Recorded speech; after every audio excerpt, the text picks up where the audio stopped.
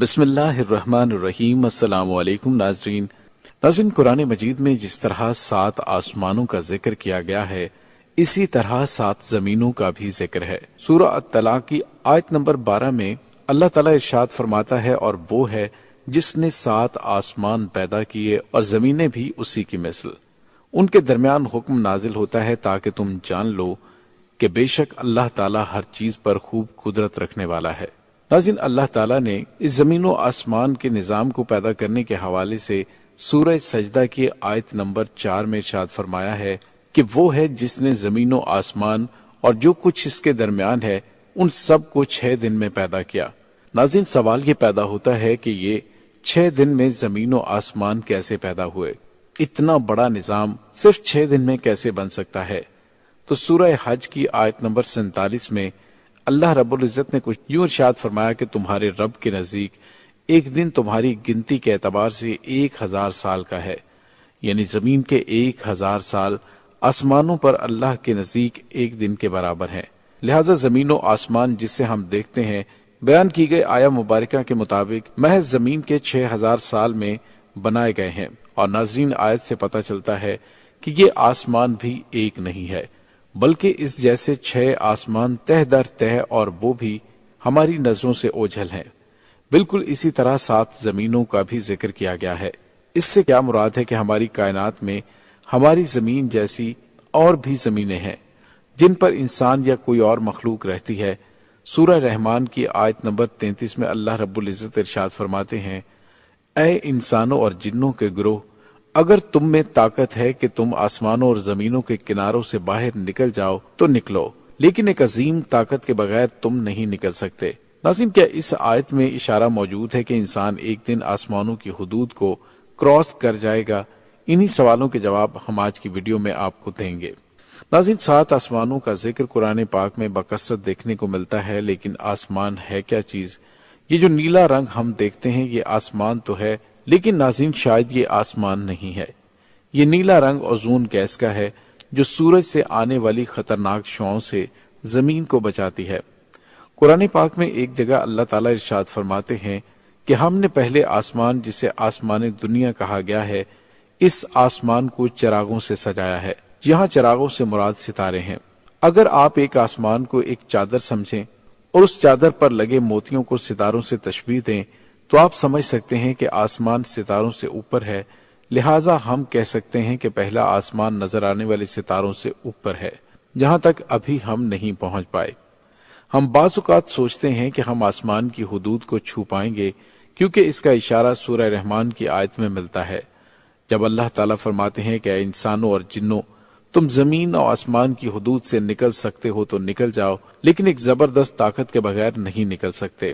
ناظرین، 12 اپریل 1961 کو روسی خلاباز یوری گاگرین وہ پہلا شخص تھا جس نے زمین کی حدود سے نکل کر اس کے گرد کامیاب چکر لگایا، اور پھر 1969 میں اپولو مشن کے ذریعے انسان کی چاند پر باقاعدہ کامیاب لینڈنگ بھی ہو چکی ہے۔ یعنی قرآن پاک کی ایک پیشن گوئی ہم انسانوں نے اپنی محنت کے بل بوتے پر سچ کر دکھائی ہے۔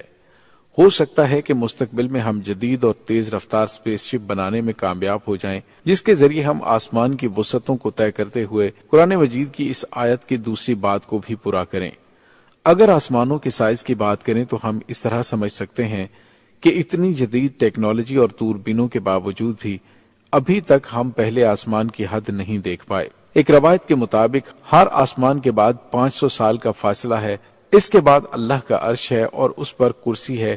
صحیح روایات کے مطابق 7 آسمان اس کرسی کے مقابلے میں اس طرح ہیں جیسے کسی بہت بڑے صحرا میں کوئی انگوٹھی پڑی ہو، یعنی کرسی کا سائز اگر صحرا کے برابر ہے تو اس کے مقابلے میں 7 آسمانوں کی حیثیت ایک چھوٹی سی انگوٹھی سے زیادہ نہیں ہے۔ اس طرح کرسی عرش کے مقابلے میں ایسی ہی ہے جیسے صحرا میں انگوٹھی۔ ناظرین، اگر آسمانوں کی تعداد کی بات کی جائے تو ہمارا آسمان محض ایک نہیں بلکہ اس جیسے آسمان اور بھی ہیں جن کا ذکر قرآن پاک میں اکثر مقامات پر ملتا ہے۔ یہی وہ 7 آسمان ہیں جن پر معراج کی رات نبی پاک صلی اللہ علیہ وآلہ وسلم نے مختلف انبیاء علیہم السلام سے ملاقات کی۔ پہلے آسمان پر حضرت آدم علیہ السلام سے ملاقات ہوئی، دوسرے آسمان پر حضرت یحییٰ علیہ السلام اور حضرت عیسیٰ علیہ السلام سے، تیسرے آسمان پر جبکہ حضرت یوسف علیہ السلام سے چوتھے آسمان پر ملاقات ہوئی، حضرت ادریس علیہ السلام سے پانچویں پر، حضرت ہارون علیہ السلام سے چھٹے پر، اور ساتویں آسمان پر حضرت ابراہیم علیہ السلام سے ملاقات ہوئی۔ 7 آسمانوں کے اوپر ایک بیری کا درخت ہے جس سے سدرۃ المنتہا کہا جاتا ہے، اور یہ وہ مقام ہے جس سے آگے حضرت جبریل علیہ السلام نے جانے سے انکار کیا تھا کہ اگر میں اس مقام سے آگے جاؤں گا تو میرے پر جل جائیں گے۔ 7 آسمانوں کے بعد اللہ تعالیٰ کے عرش کے بالکل سامنے بیت المعمور ہے، جو کہ خانہ کعبہ کے عین اوپر فرشتوں کا خانہ کعبہ ہے، اور ہر وقت 70,000 فرشتے بیت المعمور کا طواف کر رہے ہوتے ہیں، اور فرشتوں کی تعداد اتنی زیادہ ہے کہ جس فرشتے نے ایک بار بیت المعمور کا طواف کر لیا دوبارہ اس کی کبھی باری نہیں آئے گی۔ اس طرح قرآن پاک میں ایک مقام پر 7 زمینوں کا بھی ذکر ہے، لیکن اس 7 زمینوں سے مراد کیا ہے، اس بات پر قرآن و حدیث خاموش ہیں۔ مسند احمد کی ایک حدیث میں 7 زمینوں اور اس کے مابین فاصلے کا ذکر ہے کہ ہر 2 زمینوں کے درمیان 500 سال کا فاصلہ ہے، اور یہ زمینیں ہماری زمین کی تہ سے نیچے تہ در موجود ہیں۔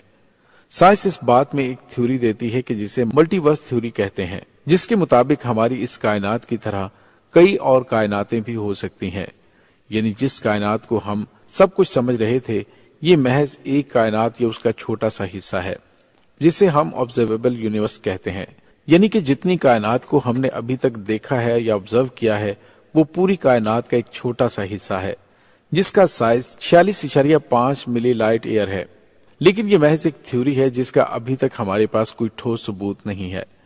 البتہ ایسے سیارے ہم دریافت کر چکے ہیں جہاں کا ماحول زندگی کے وجود کے لیے سازگار ہے، جہاں زندگی کی موجودگی کے لیے ضروری عوامل موجود ہیں۔ ناسا دن رات اس پر ریسرچ کر رہا ہے کہ ہماری کائنات میں کہیں زندگی کا سراغ ملے۔ ایلین سے رابطہ کرنے کے لیے ہم نے ایک اسپیس مشن بھیجا ہے جس میں ہم نے زمین کی لوکیشن، مختلف آوازیں اور ویڈیوز ایلین کے لیے بھیجی ہیں۔ زمین سے سب سے زیادہ دور مین میڈ آبجیکٹ وائکرون اسپیس کرافٹ ہے۔ ناظرین، ہماری یہ لامحدود وسعتوں والی کائنات اتنی بڑی ہے، اس کا بنانے والا کتنا بڑا ہوگا؟ وہ اللہ جس نے ایک لفظ کن کہہ کر اس پوری کائنات کو بنایا اور خود تنہ تنہا چلا رہا ہے، لیکن کیا واقعی خدا ہی ہے جو اس کائنات کو بنانے والا ہے، اور کیا واقعی کو خدا بھی ہے؟ ناظرین، اس پر تحقیقات کرنے والے غیر مسلم ابھی تک ان سوالوں کا کوئی جواب نہیں دے سکے۔ بے شک ہم اتنا ہی جان سکتے ہیں جتنا اس کی ذات نے ہمیں علم عطا فرمایا ہے۔ میرے دوستوں نے یہ ویڈیو مکمل دیکھ لی، تو کیسی لگی آپ کو ویڈیو؟ امید کرتا ہوں کہ آپ کو اچھی ویڈیو لگی ہوگی، آپ کے علم میں اضافہ ہوا کہ نہیں ہوا، آپ ہمیں کمنٹس کر کے بتائیے گا، اور ایسی اچھی ویڈیو دیکھنے کے لیے ہمارے چینل کو سبسکرائب کیجیے گا۔ اوکے، اللہ حافظ۔